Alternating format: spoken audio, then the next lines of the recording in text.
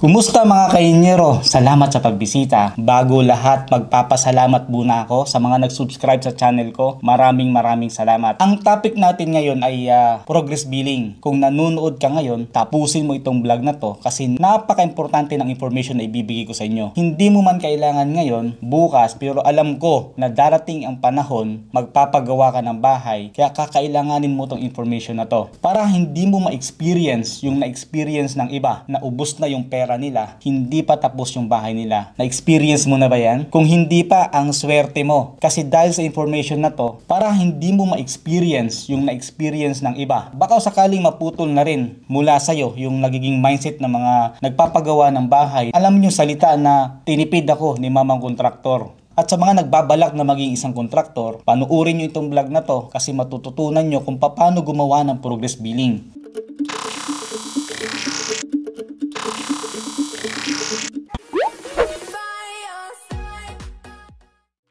Shoutout muna ako kay Engineer Ronald Vincent Garcia, President ng RSG Builders Incorporated kung gusto nyo magpagawa ng bahay. At kay Engineer Hermes Deniega, may-ari din siya ng Herden Builders Construction na nakabase sa Cainta Rizal kung gusto nyo rin magpagawa ng bahay. At shoutout na rin kay Angelica Santiago at saka kay Architect Alisa Santiago Melchor at kay Dara Makay at kay Madam Chef Ben. Lalong-lalo na kay Celine Noel Mandap, shoutout sa inyo. At kung gusto nyo magpa-render at magpa-3D model para makita mo kung ano yung itsura ng gusto mo maging bahay, nandyan yung channel ni Manzano Graphic Studio. So yun nga mga kainyero, ang topic nga natin ngayon ay progress billing. Kunwari ngayon ako si contractor, kayo ngayon ang client ko. Ito ngayon kunwari yung ipapagawa mong bahay, single story lang siya at saka studio type. Gawin lang natin tong simple para mas madaling maintindihan. Malaman nyo kung paano maggumawa ng progress billing at saka paano ba ang tamang paniningil. Marami akong tips na ibibigay sa inyo, kaya sigurado ako na mapapakinabangan nyo. Kunwari nga ako nga si contractor, ipapagawa nyo itong bahay na to. Ang gagawin ko bilang contractor ay bibigyan kita ng quotation kung magkano ko to kukontratahin. Sa bill of materials, bibigyan kita ng presyo ng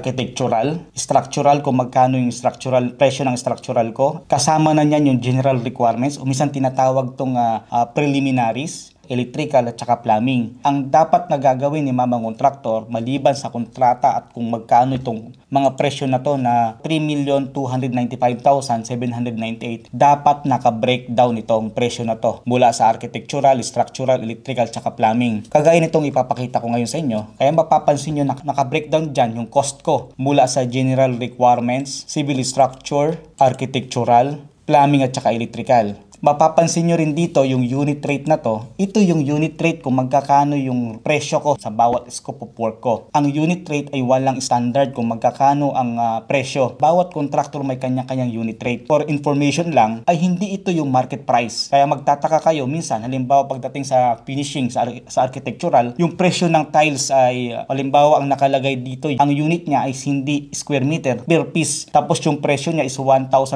Magtataka kayo, ang mahal naman ng tiles niya, 1,500 per piece. Hindi yun market price. Ang unit rate kasi kargado na siya ng labor, equipment, overhead ng company or profit ng company. At saka mga miscellaneous na binabayaran nila. May nagbabayad sila ng engineers, nagbabayad sila ng mga secretary kung mayroon silang kumpanya. Yung overhead mismo ng company. So, nilalagay na dyan sa unit rate yung lahat ng gastos ng kontraktor. At may tip ako sa inyo mga kainyero doon sa market price. Kaya abangan nyo rin yan. Proceed na tayo. Kung halimbawa nga, ako nga si contractor, ito yung mga breakdown ko ng aking nung pinapagawa mong bahay. Mula sa mobilization, permit at saka licenses, hanggang doon sa quality assurance. Itong permit at saka licenses, kaya nakalagay dito by owner. Normally kasi ang nag-aasikaso ng building permit is yung owner. Kung gusto mo naman na si contractor ang mag-asikaso ng building permit, pwede mo naman siyang kausapin. Maglalagay na lang siya ng presyo kung magkano niya pipresyohan yung pag-a-apply ng building permit. At din nandito rin yung bond at insurances para na rin to sa safety ng client. Bigyan mo lang kayo ng basic information about bond at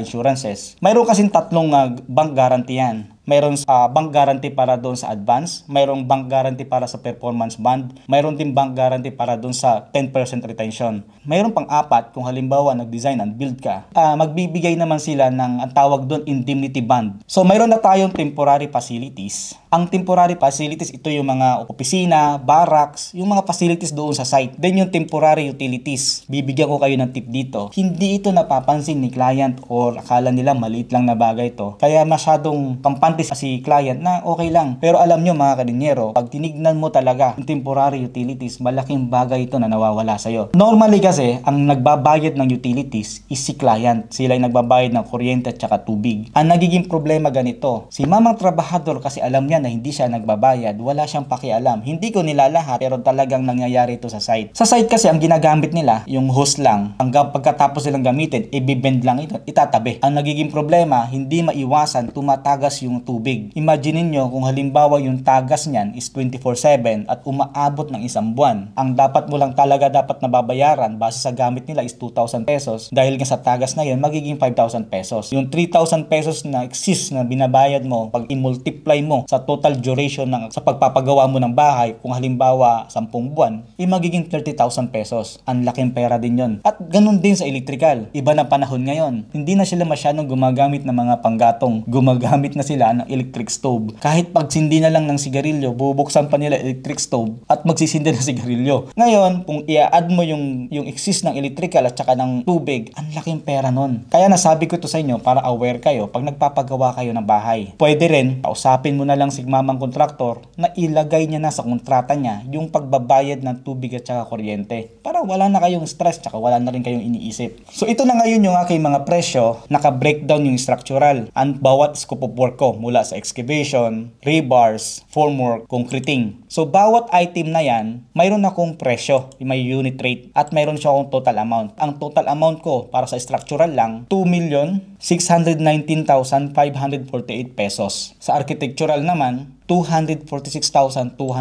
pesos. Then sa electrical naman, kung mapapansin mo, ang nakalagay dyan 1 lot. Sinadya ko talaga yan para malaman nyo na nangyayari ito at ginagawa ito ni mamang kontraktor. Minsan kasi ginagawa ni mamang kontraktor, kung halimbawa hindi sa transparent, ilalagay niya 1 lot. As lalagay na siya ng unit rate kung magkano yung 1 lot at magkano yung total amount. Kaya dapat mas maganda kung i-breakdown ito ni mamang kontraktor para mayroon kayong basihan. Pag nag-start na yung construction, nagbibiling na si mamang kontraktor kung ano yung accomplishment niya. Bawa sa conduiting, ilang percent na ba natapos niya, yun lang ang lalagyan niya ng percentage at yun lang din ang babayaran mo sa kanya. Ganun din sa plumbing. Hindi lang to nangyayari sa plumbing at saka sa electrical, nangyayari din to sa structural, architectural. Kaya kung mapapansin nyo rin dito, general requirements, naglagay din tayo ng 1 lot. Ito naman kasing 1 lot naman na to, explainable naman kasi yung bond at insurances is halos 1 lot naman, wala naman halos activities yun eh. Isang pasadahan lang mag-apply si mamang kontraktor para sa bank guarantee niya sa bangko para maibigay kay client. So ngayon, ang total presyo ko sa pinapagawa mong bahay is 3,295,798 pesos.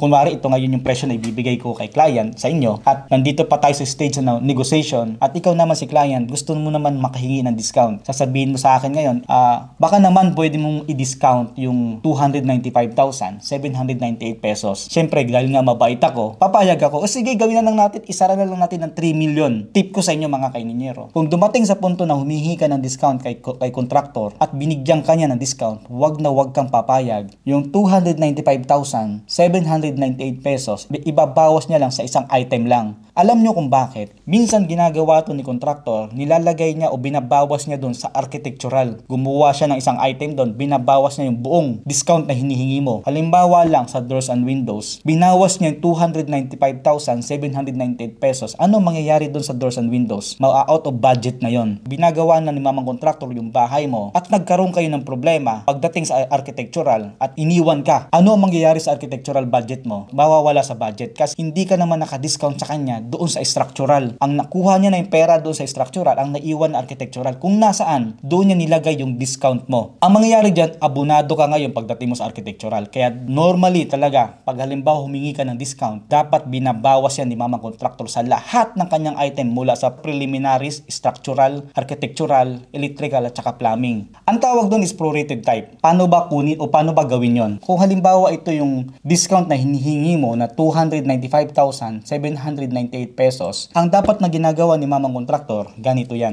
Yung 295,798 pesos, i-divide niya dapat yan sa niyang original na 3,295,798. Ang magiging value niyan is 0.09. Itong 0.09%, ito ngayon ang inumultiply ni mamang kontraktor sa lahat ng kanyang scope of work. So, punta tayo sa structural. Kung mapapansin niyo, mayroon ako ditong 0.09 na mismo sa gilid. Itong 0.09, imumultiply mo sa total amount. Kung magkano yung total amount ng bawat item niya. 0.09 times 25,000, ang magiging value niyan is 2,243.75. Itong 2,243, ima-minus niya ngayon dito sa 25,000. Kaya mapapansin niyo, yung 25,000 naging 22,756 na lang. Ito ngayong 0.09 na i-apply ito ni mamang kontraktor sa lahat ng scope of work niya. Kaya ito ngayong value na to, ibabawas ngayon sa bawat total amount niya. Kaya mapapansin mo, sa total cost sa structural niya, kasama yung general requirements, is dapat na presyo niya nung dati is 2,619,548 pesos, magiging 2,586,912.19. Ganon din sa architectural, ganon din sa electrical. Para ngayon, si mamang kontraktor, para sigurado siya na tama yung binawas niya, na discount na binigay mo sa kay client, pag inad mo lahat itong gilid na to, itong lahat na nakuha mong value ng 0.09, inad mo yan lahat kasama sa architectural, electrical, ang total amount niyan is 295,798 pesos. Ang magiging bagong presyo na ngayon ni mamang kontraktor is 3 million na yung presyo ko na ngayon sa iyo kasi discounted na siya sa lahat ng item. So, tip ko rin sa inyo yan. Kung halimbawa nagkasundo na tayo, nagbigay na ako ng kontrata, pumirma ka na at nagpirmahan na tayo, sinarado natin 3 million yung presyo ng pagpapagawa ng bahay na to. Ang susunod ko na gagawin, formal na manghihingi na ako ng down payment. Kunwari, ang hihingin kong down payment sa iyo is 25% base sa napagkasunduan natin. Minsan, depende sa inyong kontrata kung nakalagay 30% ang down payment, 25%, 20%, depende yan sa inyong usapan. Kunwari nga lang ang hihingin sa inyo ay 25%. Ano ba ang 25% ng 3 million is 750,000. So magbibigay ako sa inyo ng sulat ngayon for formality. Kunwari lang ito ngayon yung kumpanya ko, AMD, General Contractor. So umpisahan na natin, kunwari nakuha ko na yung 750,000 as down payment. Mag-mobilize na ako, mag-start na tayo sa construction. At ito na ngayon ang iraran natin kasi video to, kunwari ito yung aking activities, sequence ng construction. So i-click ko na to ngayon. Ayan, kunwari, ayan, nag-excavate na ako, 100% na excavation ko. Nakapagbuhos na ako ng foundation, i-stop ko lang siya dito. Kasi kunwari magbibill na ako, first billing ko. Ang accomplishment ko ay 100% na ako sa excavation. Nakapagtayo na ako ng column, ng rebars, ng tie beam at saka wall footing. So magbibill na ako sa inyo, magbibigay na ako ng billing. So sa first billing ko, kung mapapansin mo sa Excel na ginawa ko, ay nagdagdag na ako ng mga column. Nagdagdag na ako ng column na present accomplishment, total accomplishment, at saka yung total amount as per accomplishment. Nandiyan pa rin yung prorated kasi yun naman ang magiging basihan natin sa presyo. So ngayon, maglalagay na tayo ng accomplishment ko. Kunwari, nag-mobilize na ako, nakakomply na ako ng mobilization ng 50%, kaya mapapansin mo, 50% ang nilagay ko. Kasi ang demobilization is pagkatapos pa ng project. So, kinonsider ko lang muna, naka 50% na ako. Temporary facilities, kunwari, nakompleto ko na rin. Kaya nilagay ko na rin 100%. At dito sa temporary utilities at saka sa and security, nilagay ko lang 5% lang kasi nga ito naman sila ay total duration to. Yung pagbabayad ng tubig kasi every month naman yon. Tsaka yung security rin sa total duration to. Kaya nilagay ko lang kunwari 5% lang. And then yung total accomplishment ko nandito yan. Kung halimbawa 100%, 100% din. Kung halimbawa 50%, 50% din. Dito sa structural, makikita nyo doon base sa accomplishment ko, 100% na rin ako sa excavation, sa tie beam, sa wall footing. Backfilling ko 0 pa. Soil poisoning, 100% na rin ako. Sa gravel bed, na kasi nakapagbuhos na ako ng foundation, 100% na rin ako. Sa rebars naman, nakita nyo naman na kompleto na yung bakal ko doon sa column, tie beam, kaya 100% na rin ako. At saka sa formwork, 100% na rin ako. Concreting sa foundation is 100% na ako. Pero di pa ako 100% sa tie beam, sa column, kaya 0% pa rin to. Ang total accomplishment ko sa kabuuan ng general requirements at structural is 63%. Dito sa architectural, kasi wala pa tayong ginawa, wala pa akong accomplishment. sa electrical. Kaya pagdating dito ngayon sa summary ko, kung mapapansin nyo, nandyan yung accomplishment ko na 63%. Magtataka kayo, bakit sa structural 63%, samantalang overall 50.46. Yung 63%, yun yung kabuuan ng cost lang ng structural, kung ilang percent na yun accomplishment ko. Itong 50.46%, ito yung kabuuan ng total cost ng kontrata ko na 3 million.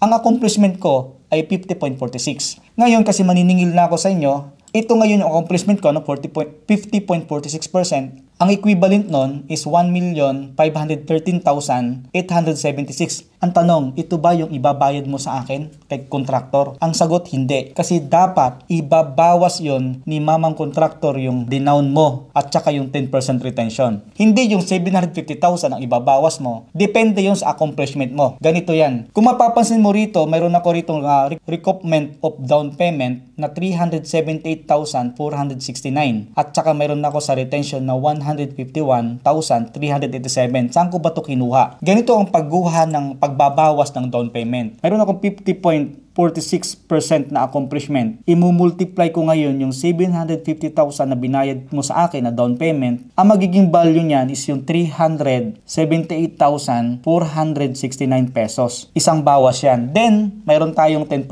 na kailangan kunin every time na may accomplishment ka. Yung 10%, imumultiply mo naman yan sa total amount ng accomplishment mo. Yung 1,513,876 pesos. Ang magiging value naman yan is 151,387 pesos. Yan yun ang babawas mo naman para sa retention. Kaya, dyan yan nakuha. Instead na ang ibibil mo sa akin, sa kay contractor is 1.5 million, magiging 984,000 lang. Kasi binawas mo yung sa down payment saka sa retention. I hope nasundan nyo, ano? So ngayon, magbibigay na ako ng formal na billing sa'yo. Kung ano yung ginawa ko kayo ng calculation, nandito lahat yan, yung 3 million, at yung accomplishment ko na 50.46%, at nandito yung calculation ko. Kaya ito ngayon yung amount dyan na hihingiin ko sa iyo as for my accomplishment, 984,019 pesos. Ngayon proceed na tayo, continue natin yung construction natin. Ipi-click ko na naman uli. Stop muna ako dyan. Kunwari, magbibill na naman ako, second billing ko naman. Ang accomplishment ko sa concreting, 100% na ako sa column, 100% na ako sa tie beam, at saka sa wall footing. Magsi-second billing na ako. Open na natin ngayon yung Excel file ko uli. Kung mapapansin nyo, nagdagdag na naman ako ng panibagong column. Ito yung previous accomplishment. Kasi meron na tayong previous na accomplishment. Yung lahat ng percentage ng accomplishment ng previous, dito nakalagay. Hindi mo, titignan mo yung lahat ng percentage nito, parehas to doon sa first billing ko. Kung halimbawa, nagdagdag na naman ako ng accomplishment ko sa mobilization, nagdagdag ako ng 25%. At makikita mo rito yung total accomplishment ko mula sa 50, nagdagdag ako ng 25, kaya naging 75%. Yung nakaraan na 100% na ako, wala na akong accomplishment ngayon kasi zero na. Ang accomplishment ko na nagawa ngayon is concreting. Dito ako sa concreting ng column, yung present accomplishment ko sa column is 100% na rin. At saka dito sa tie beam, 100% na rin. Ang total accomplishment ko na ngayon sa structural, kasama doon sa general requirements, ay 65%. Sa architectural, wala pa rin akong accomplishment. Ang total accomplishment from 63 naging 65, at ang total ko from 50.46 magiging 51.49%. Sa 51.49%, ang equivalent niyan is 1,544,000. Ang tanong, ito na naman ba ibabayad mo? Hindi. Kasi ibabawas mo na naman din yung previous na binigay mong pera, ang down payment at saka yung retention. Kaya mapapansin nyo, mayroon ako rin lagay rito na bill number 1. Ito yung bill number 1, yung billing ko nung una. Ibabawas mo yan at kasama yung down payment na naman uli base sa accomplishment mo, at saka itong retention base rin sa amount ng accomplishment mo. Paano kunin uli yan? Ganun pa rin. Yung sa down payment, ganun din. Halimbawa, yung accomplishment mo is 51.49%, imumultiply mo rin uli yan sa 750,000. Ang magiging value niyan is 386,151 pesos. Ganun din sa retention, imumultiply mo yung 10% sa accomplishment amount niya na 1,544,604 pesos. Ang magiging value niyan is 154,604 pesos. Kaya doon yan na naman nakuha. Binawas mo lahat yan, ang maging amount doon mo lang nababayad kay mamang contractor is 19,973 pesos. Continue natin mga kalinyero ang ating construction. Ipi-play ko naman uli. Nagle-laying ako ng CHB na ngayon. Nakapag-backfilling na rin ako, 100% na siya. Then formwork ng beam, tapos magre-rebar na ako. Stop. Kunwari yan na ngayon ang accomplishment mo. Magbibill na naman ako para sa third billing. Punta na ako sa Excel file. Kaya na sinabi ko kanina, ito yung previous accomplishment ko, naging 75%. Kunwari wala akong accomplishment para sa mobilization kasi yung matitira 25%, kinonsider ko na lang yung sa demobilization. Nilagay ko na rito yung mga accomplishment ko, pati yung backfilling, 100% na rin ako. Sa architectural, meron na tayong laying ng CHB. Kaya din sa architectural, naglagay na ako ng accomplishment kasi nabuo ko na yung CHB ko na wall. Present accomplishment ko, 100% na rin. Mayroon na ako ngayon accomplishment sa architectural na 35%. Sa electrical, naglagay na rin ako ng 25% sa accomplishment ko, present accomplishment ko kasi nakapaglagay na nga ako ng CHB. Baka sakali si mamang electrician o conduiting na siya ng kanyang electrical. Ganon din si plumbing. Kaya ngayon, ang total accomplishment ko na ngayon ay 82.84%. Yung value ng 82.84% is 2,485,000. Hindi na naman itong ibibigay mo. Ibabawas na naman ni mamang contractor yung bill number 1 mo, yung bill number 2 na binayad mo na previous, at saka yung down payment na naman ng 82.82% at saka sa retention ng total amount. Kaya ngayon, ang magiging amount due na naman na ibibigay mo kay mamang 611,336. So, alam nyo naman na to, no? Paano kunin itong 621,200. Ganun lang din, i-multiply mo yung 82.84% sa 750,000, makukuha mo itong value na to, at ganun din sa retention, i-multiply mo sa 10% yung total amount ng accomplishment ni mamang contractor. Makukuha mo yung value na 248,000. Ito ngayon yung third billing ko. Continue natin yung construction natin. Nakapagbuhos na ako ng slab, ng beam. Nakapagpintura na ako. Nakapaglagay na ako ng doors.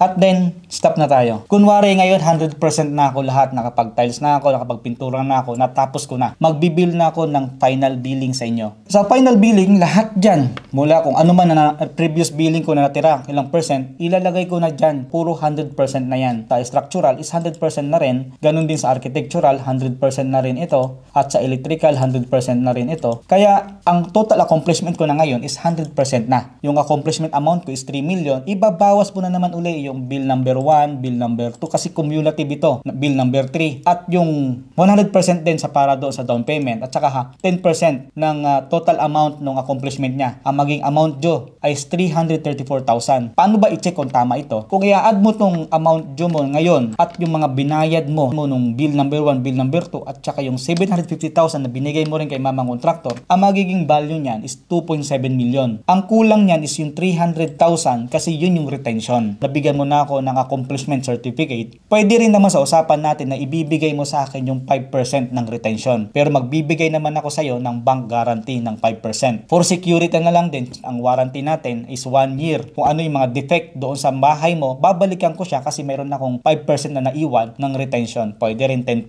na retention. Depende yun sa usapan nyo ni client. Balik tayo doon ang sabi ko kanina na bibigyan ko kayo ng tip para maiwasan na mag-away kayo ni mamang contractor at maiwasan na rin. Tinipid ako ni mamang contractor. Paano ba iiwasan yan? Dapat si mamang contractor ay transparent sa kanyang cost. Bigyan ko kayo ng example. Kasi normally, nag-aaway si mamang contractor at saka si client pagdating na sa finishing. Makikita mo ngayon yung ganda ng bahay mo. Mula doon sa lightings, mula sa finishing ng floor, ng tiles, ng wall, at saka sa plumbing kung anong gagamitin mo features doon sa sanitary features mo doon sa bathroom, sa kitchen. Nagkakaproblema lagi yan. Kasi minsan ang binibigay ni mamang contractor, ilang piraso lang. Kasi nga, yun lang ang nailagay ni mamang contractor kung magkano yung budget niya. Yung budget niya sa tiles. Kung halimbawa, ang nilagay na budget ni mamang contractor is 45 pesos, maghahanap ngayon si mamang contractor na 45 pesos lang yung halaga ng tiles. Ngayon, kung transparent si mamang contractor, kung mapapansin mo halimbawa dito sa floor finish ko, dito, may nakalagay dyan na 60 by 60 PC rate or market price, 45 pesos per piece. Unit price ko rito is 250 pesos. Ibig sabihin, yung 45 pesos na yan, yun yung materials na tiles. Yung 205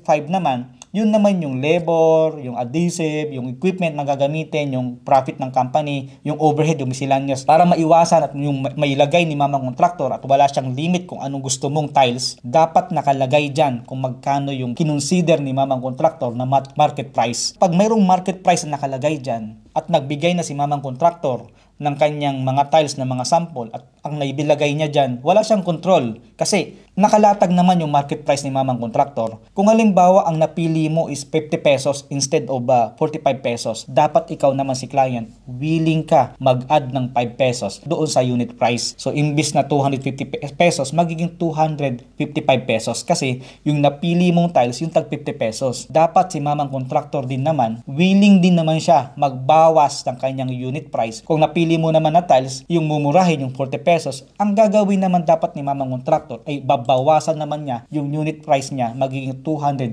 pesos.